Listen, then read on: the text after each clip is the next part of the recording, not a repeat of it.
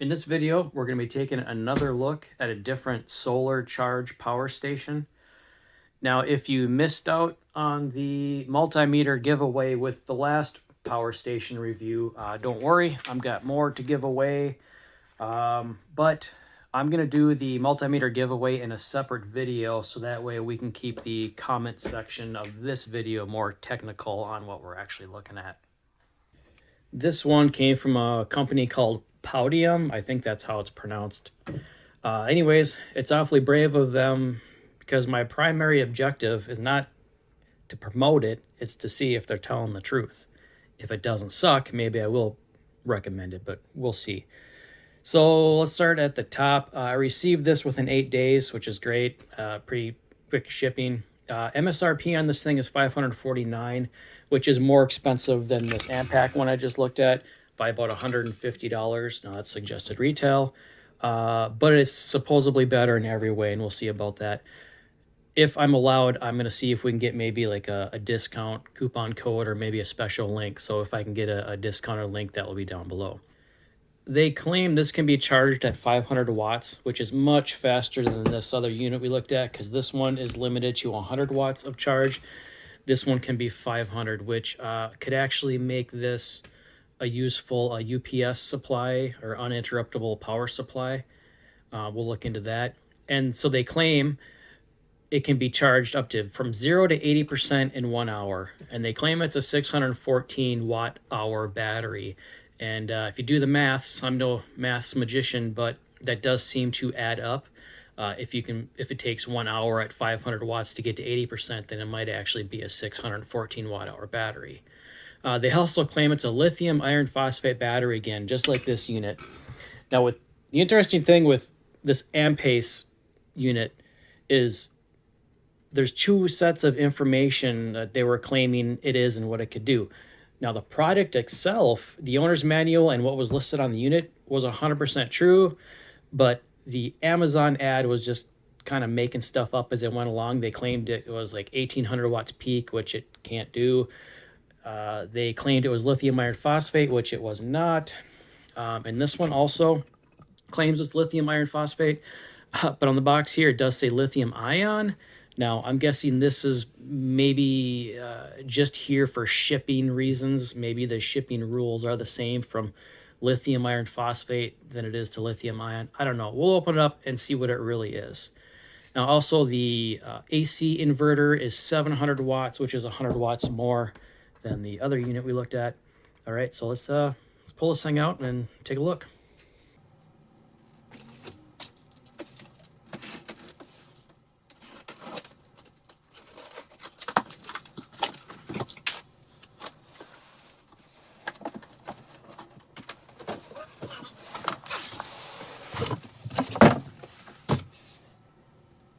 So here on the box says recharge in 1.4 hours. I think that might be 0 to 100% instead of the 1 hour to 0 to 80%. Again, it says lithium iron phosphate. And also has a pure sine wave inverter. We'll check the output to make sure it really is a pure sine wave. The AC adapter, I believe, is built in on this unit.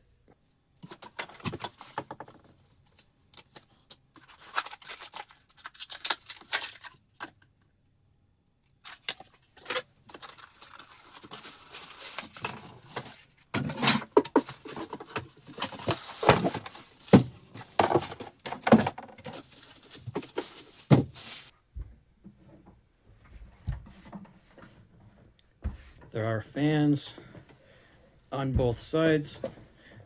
There's the AC input. Here's the bottom.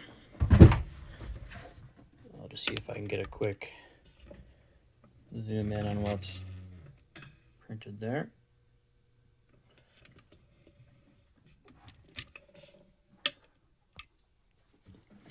And there's the top. And that's all the sides. It is plastic all around. I'll be taking it apart soon. We'll see if this also has a metal skeleton in here, but we'll take a look at the user interface, the front panel. Now, this does not have the jumper cable jump start option like AMPACE unit had. So you're not able to jump start a dead car battery with this. But I do believe if you have a good adapter, say like a cigarette lighter to maybe alligator clips, you could probably slowly charge a dead car battery. It might take 20 minutes or something to get enough charge in a car battery for it to start. This is limited to 10 amps output. So like the last unit we looked at, each sets of outputs has its own individual power button. It was shipped at 68%. Something is using, something was using 3 watts. Now it went to 0. So I think we're at the max time of 99 hours, which of course it's going to go maybe even more than that. It's just probably maxed out on the time meter. So with no load, 99 hours. Turn that back off. Here's the light. Oh, it's got high, medium, and low. It's got the SOS. Yep. And then the USB ports and DC in. That's strange. DC in is grouped in with the USB ports. A little weird, but whatever. Now it claims the USB-C can do 100 watts, where if your phone can support 100 watts charging, that is some fast charging. We'll take a close look at the USB ports later. And the AC. All right. I think it does have it's got a little blue light right there. Might not be able to see that with the light. There we go. Yeah, so these buttons actually have a little light in them that light up. All right, let's just jump right into the guts. I've already pulled out the plugs and taken out the screws. And there is no metal framing to the top like there was on the AMPACE. It's just a plastic lid. Feels pretty sturdy for being plastic. I thought for sure they'd be metal behind there. All right, so first thing we're seeing is probably a ducting here. I see a fan. And yeah, this looks like an air channel for the fan to blow over the inverter.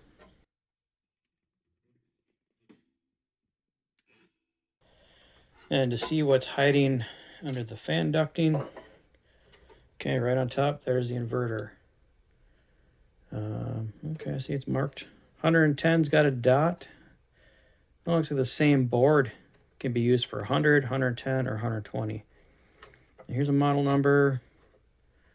Is that something? It's upside down, but it says a Q600W. So I wonder if this started out life as a 600 watt inverter board. It is a little underwhelming.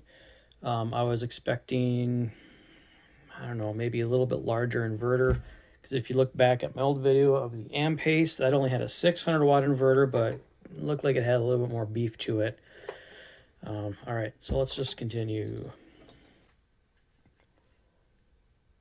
So here is the back of the front control panel. You know, it's got some heat sinks here and there. This is the LED. That's got its own heat sink. And the DC out has a heat sink. They must be regulating that. I'll check that voltage to see if it's actually outputting 12 volts instead of just whatever the battery voltage is. Now, where the AMPACE fell short was the wires going to the AC outlets. I believe on that unit it was a 20 gauge aluminum wire, which was a bit sketch. This is a 18 gauge. I think this is aluminum too. You know what? I can't. It probably is aluminum wire also. I will see if I can confirm. Yeah, I don't see any copper in there. So this is silicone insulated too, which was a bit unnecessary, but feels nice. Still 18 gauge is better than 20 gauge, but it's still kind of on the border of what it should be, considering this is supposed to output 700 watts, so it's kind of on the edge. And now we can get our first look at what these battery cells actually are. And look at that. That might actually be lithium iron phosphate. I don't know. Those sure aren't 18650s. Let's see if I can pull a number off of these and find out what these cells actually are. Well, guys, I looked it up. These are a 32700 cell, and they actually are a lithium iron phosphate battery. I'm kind of surprised that they didn't just lie like AMPACE, but no, that actually is a lithium iron phosphate battery. Wow. All right, let's move forward. So like I mentioned a minute ago, this inverter board is maybe just a bit wheezy looking considering it's supposed to be able to do 700 watts. But the thing that's got me kind of perplexed is the AC charge is also somehow built into this board. So here is the AC input right here. Just got a fan that fell out. That's all right. And this board here, this is just a filtering board. This doesn't have any active components on it, just filters. And that AC comes into here. So somehow this board not only takes the battery voltage and makes 110 volts AC, but it somehow takes the 110 AC and makes it battery voltage and it's doing that with very few components. I mean, it's I don't know, engineering marvel, or the Chinese have found out somehow to like run an inverter both in forward and backwards at the same time. I don't know what's going on here, but we can check the battery voltage.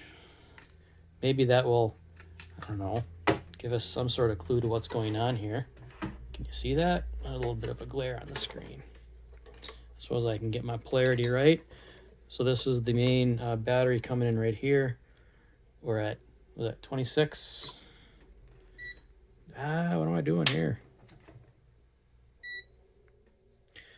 We are at 26.2 volts. Now remember, I think the battery state was like 68% or something like that.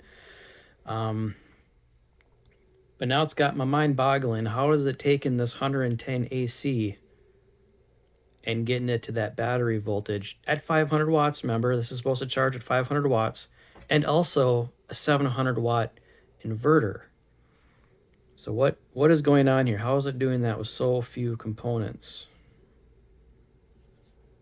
Before we take a closer look at this inverter charge board, I want to mention this while I'm thinking of it. There is no metal framing throughout like there is on other models that we've seen. But they do use long bolts that go all the way through from the top to the bottom to do give it a little bit more rigidity and support. I figured as long as we're in this deep, let's just go ahead and look at the cell configuration. So here there are 4 cells in parallel and there are 8 cells in series. That's what makes us the 26 volts. These are 6,000 milliamps each and 4 in parallel. And here's the look at the balance board, the BMS. Now, some of these wires do look a little on the thin side, and also the inverter was looking a little thin too. But we got to keep in mind, it takes a lot less current to take 26 volts to make it 110 as it would to take 12 volts and make it 110, or 16 volts to make it 110. And that is why this pack does not have a car jumper function. That's why I can't boost a dead car battery, because its battery voltage is not the 12 to 16, it's 26.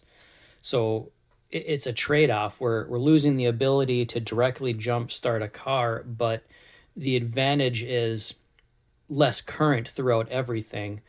So that's why that's why the transistors are smaller. That's why the heat sinks are smaller. It's a less current, is less heat. All right, so we got some stuff to talk about here. So there's 2 ways to charge this unit. You can use the front port, the front barrel jack here with some solar panels, and charge it. Also, you can plug that into your car cigarette lighter. Now that charge input circuit, so here's the barrel plug right here, right on the back side. So this is the circuit here in control of charging that end of things. Now that's a 120 watt circuit right here in the owner's manual. The DC port, 12 to 28, 5 amps max, and then in parentheses 120 watts maximum. So okay, that makes sense. It's 120 watts if you use the front port. But this has supposedly, instead of having an external AC wall wart brick to charge it, it's built in, right? So it's got this cord on it. You know, the back of the unit, you plug your AC cord into here and into your outlet to charge it. But what's really happening, so when your AC is coming in, right, you plug into your wall outlet, and it comes into here. Well, this relay here is just switching over and bypassing kind of everything, and it's just allowing that AC wall power to come in through that cord into these connectors here, and then the relay switches over. So you're actually on these ports here, you're just getting direct wall power. It's not coming from the inverter, it's actually just coming from the wall. So I'm assuming it's stealing some of that power to charge its batteries. I'm not exactly sure where or how it does that, because the circuit has me a bit perplexed at the time. So here's your 26 volts DC coming in through this cord here. So you got your DC here. You have two switching semiconductors to make it high frequency AC to go through this transformer to turn that 26 volts into 110 volts, right? So you got 110 volts high frequency coming out of here. Now, normally this would go to some diodes to make it back into DC, but looking at these components here, none of these are diodes. There's no diodes on the back side. There is capacitors, so at some point in time, it's got to be turned back into DC. But I do not see or understand how it's doing that. So I'm also curious what the sine wave is going to look like. I don't think this is like an H bridge configuration like it looked like it was on the Ampace model. This is more like a center tapped, almost like an audio output stage on a stereo receiver or something. So I'm curious what the sine wave is going to look like. And I'm also curious, is it really going to charge at 500 watts when I plug in the AC cord? Because I don't see anything on this board that looks beefy enough to charge the battery at 500 watts. But the only way to know is to put this thing back together and to actually test it. And one other thing we'll have to look for and consider is the switchover time going from the AC plug, through the relay and back out the AC socket.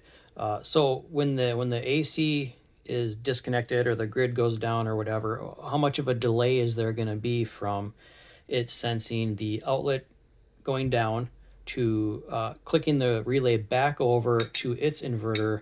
And then how fast will this inverter fire back up? Or will this maybe be at idle all of the time and ready to go? But there's going to be a delay switching back from that wall 120 volts 60 hertz to this 120 volts 60 hertz. So we'll have to see how bad of a delay there is. Now with it back together, I'm going to start with some AC load testing.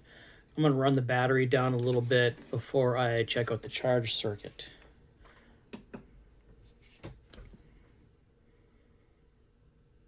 So there, it's on. Okay, we're at 110 volts. The sine wave does look good. I don't see any weird jaggies or clips or, I don't know, it looks fine. It looks like a good sine wave. So I'm going to start by putting load on it. Oh, I heard the fans kick on. Yep, sucking some air now. Sitting at 30 watts.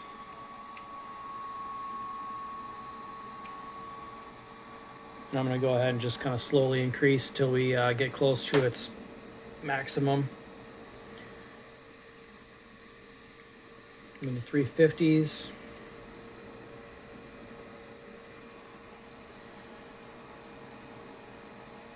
And our 300s. Yeah, we're at 46 minutes remaining at the current 330 some odd watts with 74% capacity. Just gonna keep on increasing. Now we're at 500. And it just shut off. Error. Well, that's interesting. We have a problem. I wonder if it hit its 700 watts and decided to shut off or what. But it just killed the output. Let me just see if it'll turn back on again.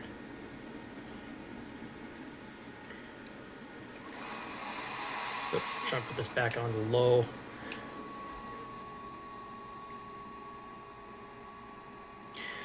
Timer went to 1 hour. Let's bump back up again.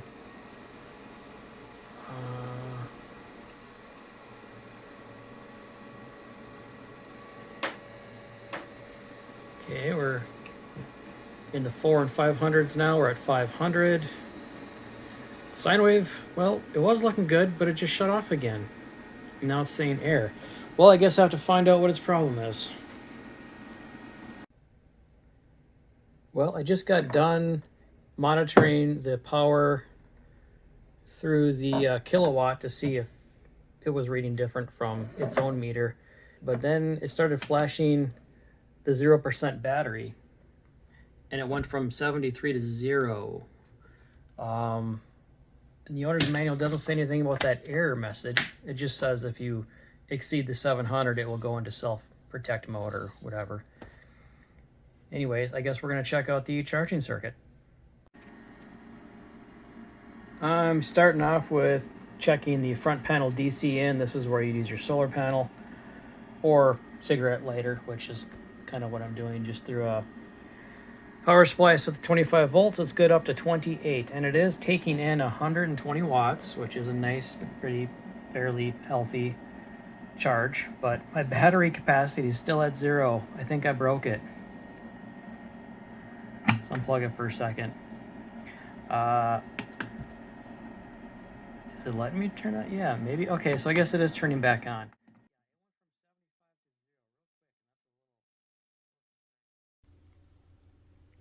All right, well, now we're going to see if the built-in AC adapter charge circuit can really pull 500 watts and fully charge this thing in 1.4 hours.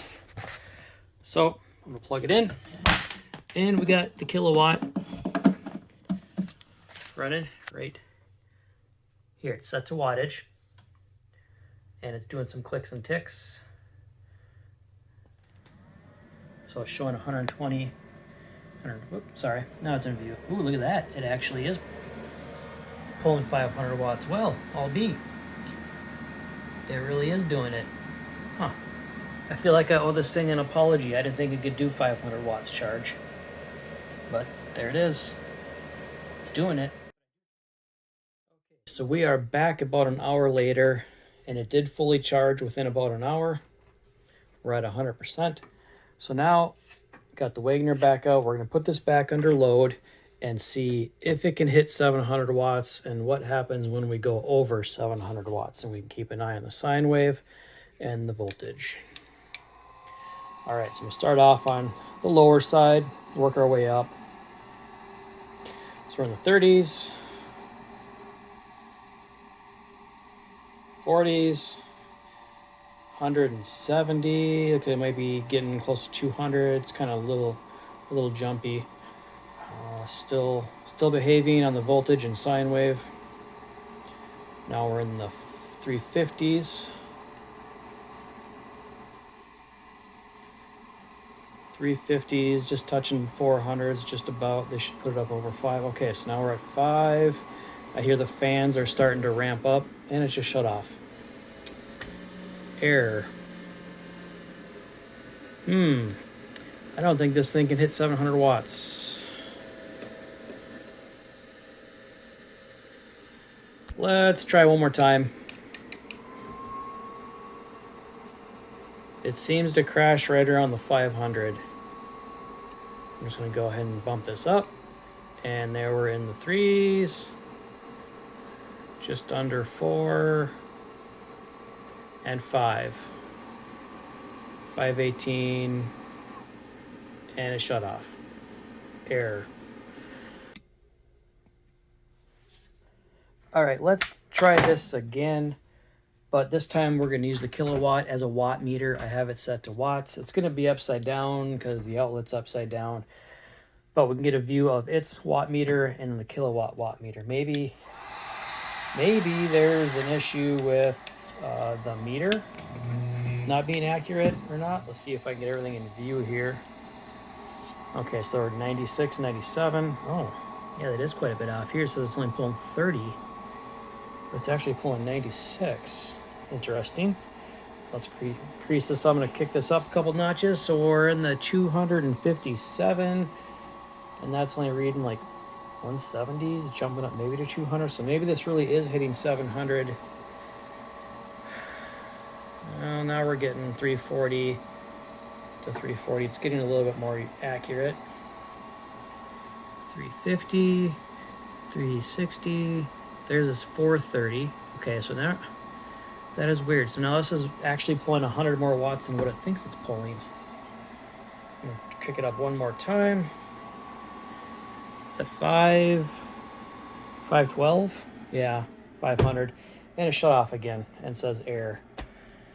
Hey, now the owner's manual doesn't have a troubleshooting error code. The only thing it says is, what does it say? Yeah, if the electrical equipment is higher than 700 watts, the overload protection may be activated. So I think that's what's going on. I'm going to try to find, well, no, there it says 500. 540. Okay, yeah, can you see that?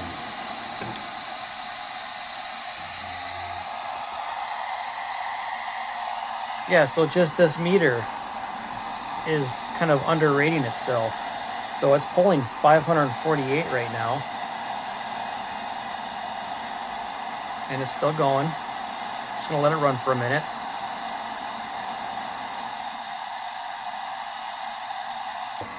So there's the 540, which it's fine with. But the next step up is 6, 7. Yeah, it's gonna shut off. I'm gonna bump it back down again. Unfortunately, my heat gun doesn't really have a setting between the 550 and 7. Now I'm gonna try to check its capacity. It's supposed to be, what, 614 watt hours, I think is what it's advertised as. Yeah, 614 watt hours. Now I can't pull 600 watts because it'll shut off at around the 550 mark. But I am gonna do 350 and just see how long it goes. It should be able to go well over an hour. So I'll just let it run. Okay, I'm now 15 minutes in at the 340 watts. It's estimating 10 minutes left, but it's at 83%, so we'll see how far it can go.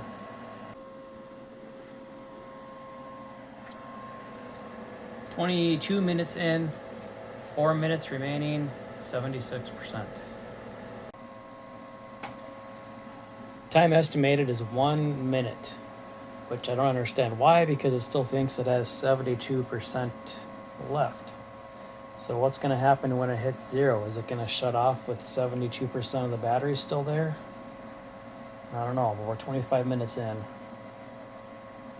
So I've been at 1 minute remaining for like 10 minutes, and while the estimated time seems to be whack, the battery capacity does seem to be on schedule. So we're at 60%, 35 minutes in at 350 watts. So it's kind of on schedule to be pretty close to its advertised watt hour. All right, we are at 50% and we're 44 minutes in. Battery capacity down at 20%. We are 1 hour and 11 minutes in. All right, we'll just shut off at 1 hour 14. I think it said it was around 18% capacity or something like that. Let me see if I can get it to come back on again. Oh, now it's just saying 0. But I think it was around the 18 mark when it stopped. Anyways, let's figure out some numbers. Since this went an hour and 14 minutes at 340 watts, that would mean within a 60-minute amount of time, it would be 419. So this is a 419 watt hour capable battery bank. Now you might be wondering, well, isn't this advertised at 614 watt hours? Yes, and if you remember when we had it apart, each cell was 6,000 milliamp hours, and there's 4 in parallel. And it does kind of show that a little bit in the owner's manual here, if we can focus. 24 amp hours at 25 volts is 614 watt hours. So you are getting a 614 watt hour battery, but since inverters are not 100% efficient, there is going to be some loss coming from the battery out of the sockets. Plus, I have a feeling the battery management or the BMS, the low voltage cutoff, is probably shutting things down before it gets fully depleted. It might be doing that to save the battery life. My power grid here is 120 volts, which is exactly what you'd expect. And the inverter output on this unit is 109. Now, which is fine, 110, close enough, whatever. But you can actually see and hear the delay when this clicks over to line. Let me see if I can plug this in here. In a few seconds, there'll be a click. There it is, and that's 120. So, like I'd mentioned before, it does look like it's just taking the line and shooting it straight out when it's plugged in. But now, also, like I said earlier, I'm curious about the delay in time it takes from when the grid goes down to when it reverts back to its own inverter. So to test that, I'm going to use my old Xbox. Right now, the Xbox is being run off the power bank. There's the home screen. Now, I'd expect pretty close results with this versus like a home desktop PC, so that's kind of why I picked this thing out to use. So what we're going to do is I'm going to pull the plug. I'm going to pretend there's a power outage, and then this thing's going to have to switch from the 120 line to its own power source, its own inverter. And we're going to see if it does it fast enough to not upset the Xbox. So I'm just going to reach back here and unplug it. It's unplugged. There you can see the 109 from its inverter power. And I didn't see a single flinch from the Xbox, so it looks like it is a pretty fast switch over. Now let's plug it back in.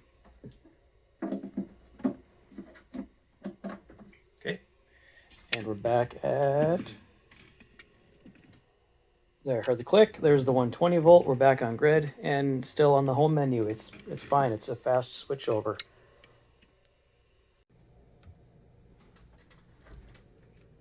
Let's check out that DC port. This is the 12 volt DC port. I'm gonna plug it in. I'm gonna turn it on. And 13.4 volts, which is good. I'm kind of glad it's at 13 instead of 12 because that would mean that's a good charge voltage for a lead acid battery for your car.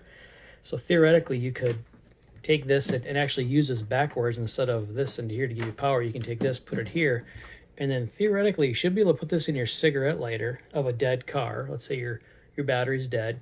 And as long as your cigarette lighter is active or connected or, on when the ignition is off, which not all do that. But anyways, if you could actually backfeed the 13.4 into your dead battery and slowly charge it. This is good for 10 amps, and most cigarette lighters are wired for around 15, so that should work. So you could slowly trickle charge a dead car and still start your car with this. It'll just take some time. There's not enough current to jump it and boost it and start it right away, but by just letting this sit in your cigarette lighter for like a half an hour, it'd probably get enough to start it. LED light, yes, it's a light. The USB-C is allowing fast charging. And the standard USB ports are, say they're good for 2.4 amps at 5 volts. And have this set to about 2 amps, and it's still at 5.1 volts at 1.8 amps. So that looks pretty good. This other port should be exactly the same. Yeah, voltage is staying steady at 2 amps, so that's a good charge. That's a good USB port. And now to summarize the Powdeom power station. It's got some good stuff. It's got some weak stuff. But the good thing is it really does have a lithium iron phosphate battery, and it really is 614 watt hours. Unfortunately, you don't get to use all of that 614. What you actually get is about 420 because of the loss of the inverter, and then low voltage cutoff kicks in, of course, as it gets down low, but you're going to get that with any power station. And also, it really does have 500 watt charge through the AC input anyways. The solar charge input is 120 watts, but even 120 watts is fine. The 500 watts coming into the back is impressive because it will charge this. It really can do the 0 to 80% in under an hour. So that's great. But with that 500 watt charge capability coming in through the AC port, that opens up the possibility of this being a really good uninterruptible power supply. And they don't even really talk about that, and they should, because as we saw, it switches over fast enough to not interrupt, equipment. Could be a PC or whatever. But so that would mean your load, as long as it's under 500 watts, it can just continuously go forever and keep on going in a power outage until the battery runs out. And also, it does appear to have a pure sine wave output. Now, I know the oscilloscope I have is a bit of a toy and it's not a real full-blown oscilloscope, but from what I have and from what I can tell, it is a pure sine wave output. Now, speaking of the inverter, I believe that that's a weak point. It says on the advertisements and on the face it's 700 watts. I was not able to get it to hit a 700 continuous watts. Maybe peak it could do 700, but as far as continuous, it looks like somewhere between 550 and 600 is its limit. Now, if you remember when we took it apart, there was a 600 watt label on that board, so I do believe it's just a 600 watt inverter, and they're over exaggerating it to say it's 700. And even here in the ads, they're trying to say it's 1400 peak. Yeah, I don't know, maybe for like a brief nanosecond, but any realistic expectations of power output, I would stick. I don't know why they say the AC surge is 500, but I'd give this thing an honest 500 watt rating, or maybe 550. A real honest to God 550 watts without it shutting down. Speaking of shutting down, with the Ampace power station I did a review on last time, when it would get to its limit or exceed its limit, it would just lower the voltage. So it'd keep the device going, but it would limit itself to 600 watts. For this unit, when it hits its maximum range, it just shuts off completely.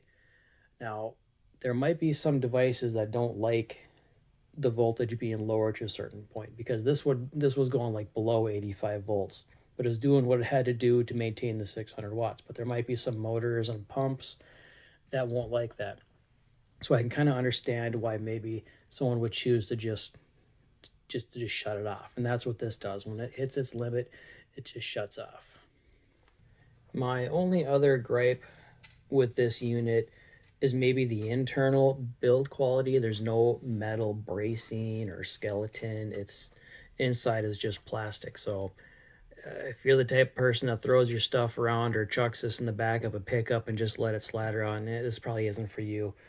So as long as this is stationary and just sitting in a spot where it's not going to get banged around, it'll probably be fine. But that's really about all I can complain about. Everything else does as advertised. But, things like this are built to a certain price. So you got to set your expectations accordingly. But you made it to the end of the video. Like I said before, the multimeter giveaway is going to be in a separate video. But thanks for making it, and we'll see you all next time.